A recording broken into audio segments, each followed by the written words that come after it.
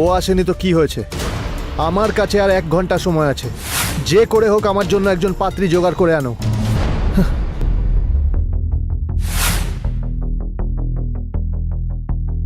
Hello আবির, কোথায় তুমি? আজ তো আমাদের বিয়ে। না, আমি আসছি না।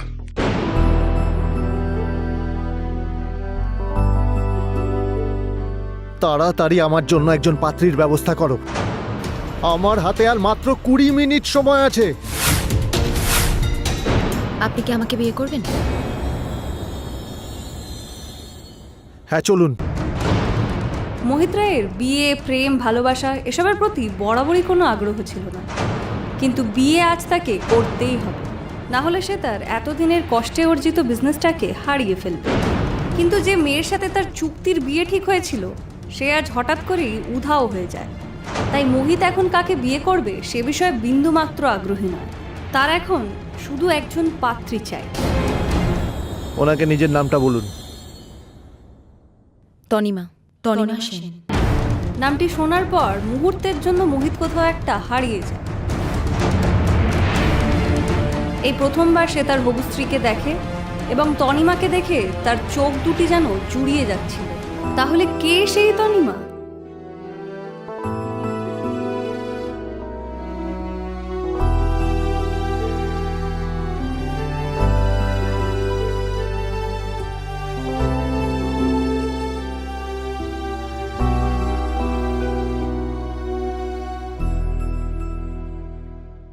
ঘড়ির কাঁটায় তখন রাত 10টা। বাইপাসের ধারে গাড়িগুলো বেশ স্পিডে ছুটে যাচ্ছে। আসলে যত রাতই হোক, কলকাতায় এই রাস্তা কখনোই ফাঁকা থাকে না, আর বিয়ের ভরা মরশুমে তো একদমই নয়। সেখানকারই এক ব্যাঙ্কোয়েট হলে তখন জমজমাট এক ব্যাচেলার পার্টি চলছে। আসলে তনিমা তার বন্ধু বান্ধবদের জন্য একটা ব্যাচেলার পার্টির আয়োজন করেছে। তনিমা নামের মানে হলো সৌন্দর্য। বাঙালিদের মধ্যে এই নাম খুবই কমন, আর তনিমাকে দেখলেই তার নামের সার্থকতা তার ব্যবহার এবং তার শারীরিক সৌন্দর্যে প্রকাশ পায়। সিঙ্গল লাইফের শেষ পার্টির আনন্দেই তনিমা অনেকটাই মদ খেয়ে ফেলেছে। আবির তার হবু বর, যার সাথে কাল তার বিয়ে, সেও ছিল পার্টিতে। তনিমার এই বেসামাল অবস্থা দেখে তাকে কোলে তুলে আবির নিয়ে আসে নিজের ফ্ল্যাটে এবং লিভিং রুমের বিছানায় শুইয়ে দেয়। ধীরে ধীরে গভীর ঘুমে ঢলে পড়ে তনিমা। ঘড়ির কাঁটা ঠিক রাত 12টা বেজে 1 মিনিট। হঠাৎ কিছু অদ্ভুত শব্দে তনিমার ঘুম ভাঙে। খানিকটা থতমত খেয়ে উঠে বসে আস্তে আস্তে নিজের চোখ দুটো খোলে। গোটা ঘরটা অন্ধকার। একটা ডিম লাইটের হালকা আলোয় চোখ দুটো কচলে সে চেষ্টা করে কিছু দেখার। হ্যাঁ, এবার ওর কাছে ব্যাপারটা পরিষ্কার। তনিমা বুঝতে পারে সে রয়েছে আবিরের ফ্ল্যাটে। আস্তে আস্তে সব ঘটনা মনে পড়ে তার। ব্যাচেলার পার্টি, হই হুল্লোড় আর লিমিটলেস ড্রিঙ্কিং। মনে মনে ভাবে তনিমা, ও এই কারণেই বুঝি আবির আমাকে ওর ফ্ল্যাটে নিয়ে এসেছে। আবিরের এই যত্ন দেখে ভীষণ খুশি হয় তনিমা। আর তখনই হালকা আলোয় সে যা দেখে তার মন সেটা মানতে চায় না। আবির, যাকে কালকেই বিয়ে করতে চলেছে তনিমা, আর তার পাশে আবিরের গলা জড়িয়ে দাঁড়িয়ে আছে মৌমিতা, তার কলিগ। এইরকম দৃশ্য দেখে এক মুহূর্তের জন্য তনিমার মনে হয় সে যেন দম নিতে ভুলে গেছে। এই কি সেই আবির যাকে নিজের সবটা দিয়ে সে ভালোবেসেছে? উফ, থামো মৌমিতা, এক্ষুনি কিন্তু তনিমা উঠে পড়বে ঘুম থেকে। কেন? কাল থেকে ওই মেয়েটা তোমার বউ হবে বলে এখন থেকেই বউকে ভয় পাচ্ছ নাকি? এই বলেই একটা মন ভোলানো হাসি নিয়ে আবিরের দিকে তাকায় মৌমিতা। না সোনা, হঠাৎ যদি তনিমা ঘুম থেকে উঠে পড়ে তাহলে বিশাল প্রবলেম হবে। তখন কিন্তু নতুন সমস্যা দেখা দেবে। আসলে ওরা দুজন ভাবছে যে তনিমা ঘুমিয়ে আছে, কিন্তু আসলে সে সবই শুনছে, দেখছে। নিজের সবচেয়ে খারাপ দুঃস্বপ্নেও তনিমা কল্পনা করতে পারেনি যে আবির এইভাবে তাকে ঠকাবে। চোখে জল নিয়ে তনিমা ভাবে কি ভুল করেছিল সে, কি ক্ষতি করেছে মৌমিতার, যে মৌমিতা এভাবে তার জীবন নিয়ে ছিনিমিনি খেলছে। এই আবিরকে সে পাগলের মতো ভালোবেসেছে। তার এখনো বিশ্বাস হচ্ছে না এই লোকটা এত বড় ঠকবাজ আর জোচ্চোর। বিছানার কাছে এসে মৌমিতা মুচকি মুচকি হাসে। তনিমার কাছে ঝুঁকে আস্তে আস্তে বলে, কি তনিমা, নিজের বিয়ের স্বপ্ন দেখছো? দেখো না দেখো না, এত স্বপ্ন দেখো না, কারণ যতদিন আমি বেঁচে আছি এটা আমি সত্যি হতে দেব না। আবির শুধু আমার, আর আমি ওকে ছাড়বো না। ও হ্যাঁ, একটা ভালো খবর তোমাকে দিতেই ভুলে গেছি, আমি প্রেগনেন্ট। আর বাচ্চাটার বাবা কে জানো? আবির। তনিমার দিকে তাকিয়ে অদ্ভুত এক আনন্দে কথাগুলো বলল মৌমিতা। রাগে গা রিরি করে ওঠে তনিমার। আবিরকে বিয়ে করার স্বপ্ন যতই চোখে সাজিয়ে থাকুক তনিমা, সত্যিটা এটাই যে সব কিছুই নিছক ভণ্ডামি। পরদিন সকালে ঘুম থেকে উঠতেই কাল রাতের ঘটনাগুলো মনে পড়ে তার। মেয়েটা এতটাই বোকা যে তার মনে হয় সবটাই ছিল একটা ইলিউশন। আবিরের প্রতি অন্ধ ভালোবাসায় আর মনে হয় মদের নেশায় এসব উল্টোপাল্টা ভাবছে সে। তখনই মৌমিতার দেওয়া চ্যালেঞ্জের কথা তার মাথায় আসে। ও বলে গেছিল না, দেখা যাবে কি করে তুমি আবিরকে বিয়ে করো। তনিমার মনের মধ্যে ঝড় বয়ে যাচ্ছে। না, আর ভেবে লাভ নেই। বিছানা থেকে উঠে পড়ে তনিমা। রেজিস্ট্রি অফিস যাওয়ার জন্য তৈরি হয়। আবির রেডি হয়ে দেখতে আসে তনিমার কতটা রেডি হয়েছে। ভাবখানা এমন যেন কিছুই হয়নি। গুড মর্নিং তনিমা, তুমি ঠিক আছো? আর তোমাকে এই লাল বেনারসিতে কি সুন্দর লাগছে। তোমাকে আমার এক্ষুনি বিয়ে করে নিতে ইচ্ছে করছে। আর দেরি করো না, তাড়াতাড়ি রেজিস্ট্রি অফিসে চলো। আজ তনিমা বুঝতে পারে যে কতখানি বেপরোয়াভাবে আবির মিথ্যে কথা বলতে পারে।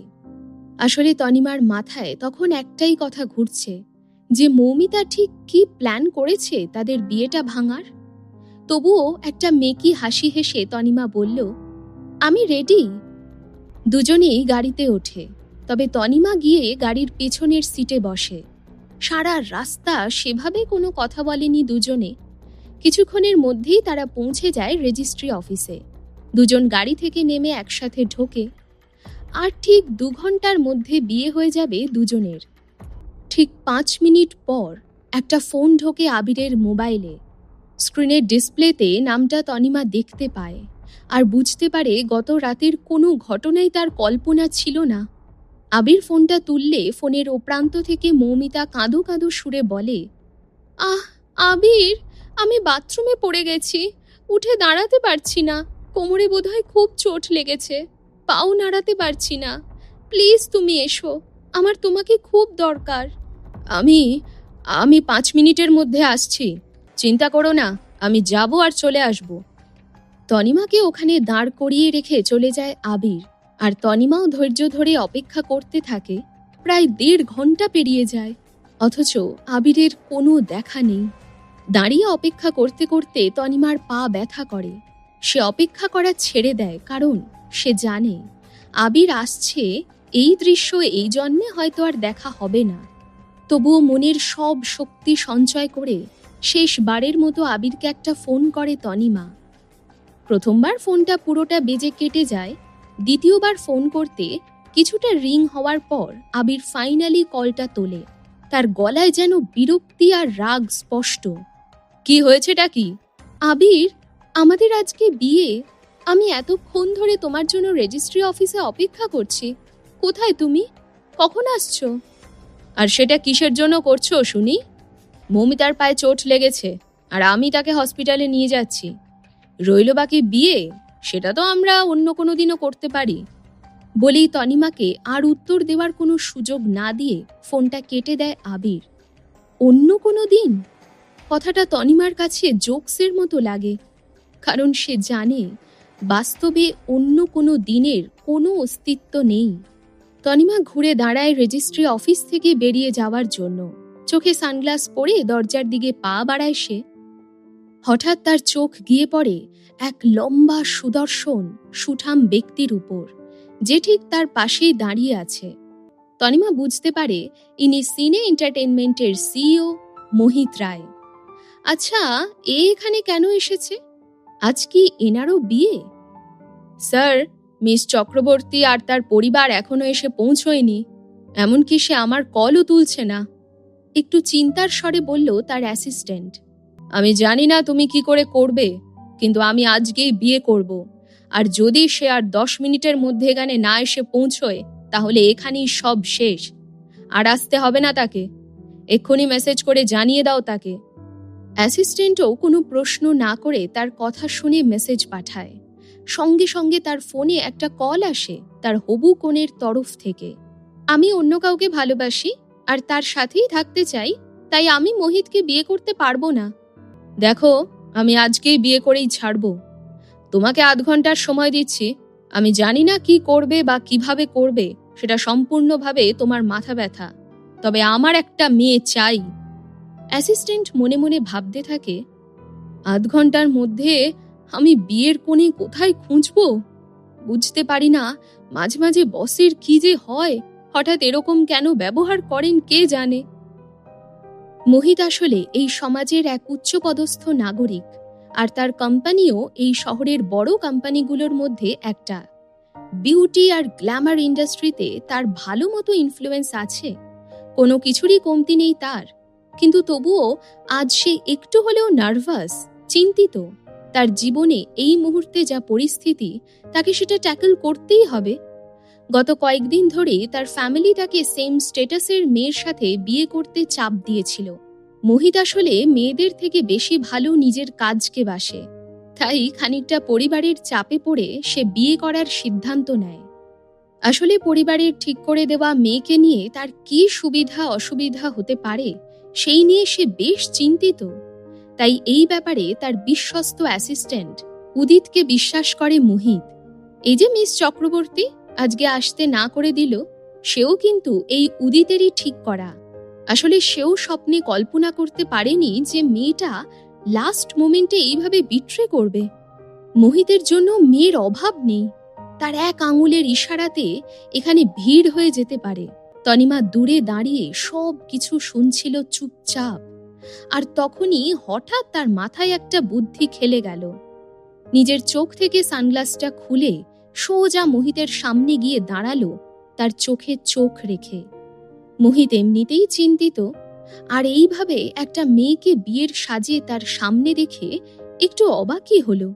হ্যালো মিস্টার মোহিত, আমার মনে হয় যে মেয়েকে বিয়ে করতে আপনি এখানে এসেছিলেন সে আজ আসেনি, আর যে মানুষটাকে বিয়ে করতে আমি এখানে এসেছি সে অন্য একটা মেয়ের সাথে পালিয়ে গেছে। আমার মনে হয় আমরা দুজনেই এখন একই পরিস্থিতির সম্মুখীন, তাই আজকে এখান থেকে আমরা দুজনে কি বিয়ে করতে পারি? একদমই পুরো কথাটা বলল তনিমা। এদিকে সব কিছু শুনে মোহিতের অ্যাসিস্ট্যান্টের চক্ষু চড়ক কাজ। কি বলে মেয়েটা? একটা মেয়ে হয়ে তার এত সাহস কি করে হলো? উদিত ভেবেই কুল পাচ্ছে না। তাহলে কি আমরা বিয়ে করতে পারি মানে? তনিমার চোখে মুখে কোনো ইমোশন ছিল না। Let's get married. এই মুহূর্তে মোহিতকে বিয়ে করার পিছনে একটাই উদ্দেশ্য ছিল তনিমার। সে আবিরকে উচিত শিক্ষা দিতে চায়। সে দেখতে চায় যখন আবির জানতে পারবে যে তার হবু স্ত্রী অন্য একজনকে বিয়ে করে নিয়েছে, তখন তার মুখের অবস্থাটা ঠিক কেমন হয়। কারণ এত কিছু হওয়ার পরেও আবিরের কাছ থেকে সে বিশ্বাসঘাতকতা আর কষ্ট ছাড়া কিছুই পায়নি। তনিমা ঠিক করে সে অপমানের বদলা নেবে আবিরের থেকে। 8 ঘন্টার মধ্যে তাদের বিয়ের যাবতীয় নিয়ম কানুন পালন করা হয়ে গেল। তনিমা এখন আইনত মোহিতের স্ত্রী। এই 10 মিনিটের মধ্যে তারা দুজন সম্পূর্ণ অপরিচিত থেকে চিরজীবনের সঙ্গীতে পরিণত হলো। মিস্টার মোহিত, আমি কি আপনার সাথে একটু কথা বলতে পারি? যা কথা বলার গাড়িতে উঠে বলা যাবে। আর তনিমাকে তার সাথে আসতে বলল। একটু দূরত্ব রেখেই তনিমা মোহিতের পিছন পিছন হাঁটতে লাগলো। আমাকে বিয়ে করার জন্য ধন্যবাদ। আপনি আমার জন্য যা করলেন তাতে আমার অনেক উপকার হয়েছে। আপনি আমাকে বলতে পারেন আপনি আমার থেকে কি চান, আমি চেষ্টা করব পূরণ করার। খুব শান্ত গলায় তনিমা বলল, আমার কিচ্ছু চাই না, তবে আমার দুটো শর্ত আছে, আশা করি আপনি আপত্তি করবেন না। হ্যাঁ, কি বলুন? প্রথমত, যদি খুব প্রয়োজন না পড়ে তাহলে আমি চাই না আমাদের আসল সম্পর্ক সবাই জানুক। আর দ্বিতীয়ত, আমি চাই না যে আমার ব্যক্তিগত বিষয়ে আপনি নাক গলান।